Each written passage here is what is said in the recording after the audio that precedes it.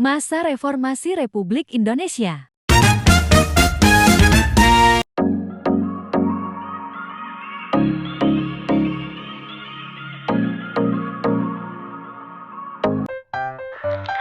Latar belakang reformasi. 1. Krisis ekonomi dan moneter yang melanda Indonesia pada tahun 1997 sampai 1998. 2. Ketidakpuasan masyarakat terhadap pemerintahan Orde Baru yang otoriter dan korup. 3. Tuntutan reformasi dan berbagai elemen masyarakat, terutama mahasiswa. Menurut Kamus Besar Bahasa Indonesia, reformasi adalah perubahan secara drastis untuk perbaikan bidang sosial, politik, atau agama dalam suatu masyarakat atau negara. Peristiwa penting Mei 1998, demonstrasi mahasiswa yang berujung pada kerusuhan dan kekerasan. 21 Mei 1998, Presiden Soeharto mengundurkan diri setelah 32 tahun berkuasa. 3. Habibie menjadi Presiden ketiga Republik Indonesia. Perubahan yang terjadi. 1. Transisi dari sistem pemerintahan otoriter ke arah demokrasi. 2. Amandemen UUD 1945 untuk memperkuat sistem checks and balances. 3. Desentralisasi kekuasaan dengan otonomi daerah yang lebih luas, kebebasan pers, kebebasan berserikat, dan kebebasan berpendapat. 4. Penghapusan dui fungsi ABRI militer dalam politik. Tujuan reformasi. 1.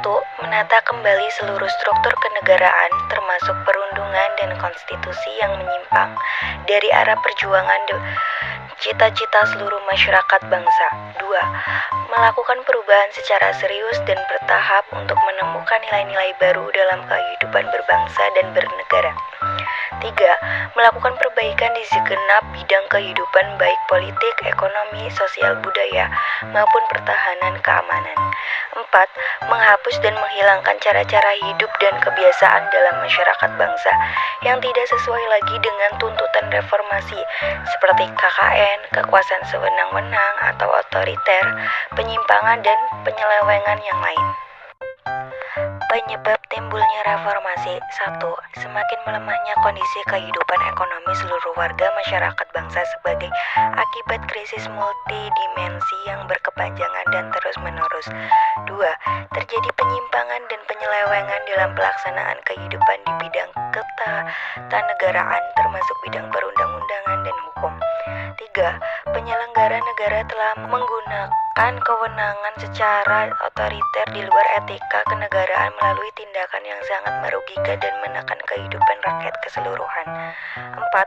Perlunya langkah-langkah penyelamatan dalam segenap bidang kehidupan, khususnya yang menyangkut hajat hidup rakyat banyak. 5. Reformasi harus menggunakan landasan kerohanian berupa falsafah dasar negara Pancasila.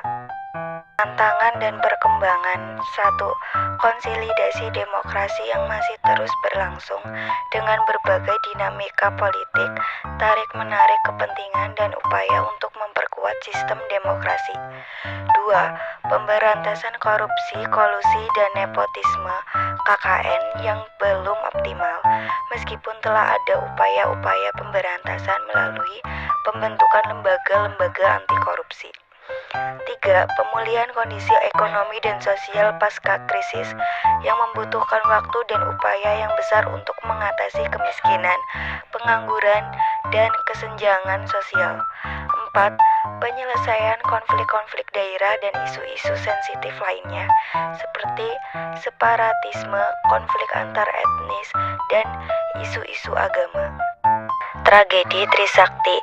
Peristiwa yang mengawali gerakan reformasi adalah terjadi pada tanggal 12 Mei 1998 di Universitas Trisakti, Jakarta.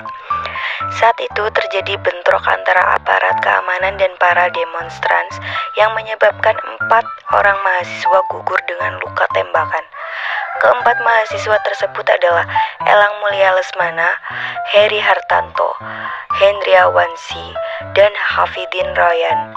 Peristiwa tersebut memicu gelombang demonstrasi yang lebih besar pada 13-14 Mei 1998. Kerusuhan dan penjarahan massal. Akibat peristiwa tragedi Trisakti, terjadilah kerusuhan berupa perusakan pertokoan, rumah, perkantoran, dan kendaraan milik warga. Kerusuhan terjadi di banyak lokasi di ibu kota.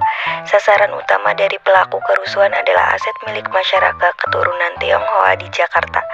Banyak pertokoan, kantor-kantor, bahkan rumah pribadi yang dianggap milik masyarakat keturunan Tionghoa dibakar, dihancurkan, dan juga dijarah. Pendudukan gedung MPR atau DPR.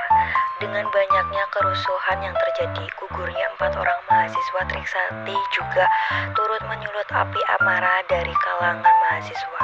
Salah satu unsur terbesar yang melakukan demonstrasi adalah para mahasiswa. Pada 20 Mei, para demonstran mahasiswa menduduki gedung MPR atau DPR dan mendesak agar Presiden Soeharto lengser dari jabatannya. Dan mereka mulai menduduki pas pemerintahan penting termasuk gedung MPR, DPR di Senayan. Kesimpulan. 1. Perubahan politik. Reformasi politik membawa demokratisasi termasuk pemilihan umum yang bebas dan adil, serta pembatasan masa jabatan presiden. 2. Kebebasan berpendapat dan pers. Reformasi memungkinkan kebebasan berpendapat dan kebebasan pers yang sebelumnya dibatasi. 3. Desentralisasi dan otonomi daerah. Pemberian otonomi yang lebih besar kepada daerah-daerah memungkinkan pengelolaan sumber daya lokal yang lebih baik. 4. Peningkatan hak asasi manusia. Upaya untuk menghormati dan menegakkan hak asasi manusia lebih ditingkatkan dengan berbagai perubahan dalam sistem hukum dan peradilan. 5. Pemberantasan korupsi. Pembentukan lembaga anti korupsi seperti Komisi Pemberantasan Korupsi (KPK) merupakan langkah penting dalam memerangi korupsi. 6. Reformasi ekonomi. Langkah-langkah diambil untuk membangun ekonomi yang lebih adil dan berkelanjutan, termasuk deregulasi dan peningkatan transparansi.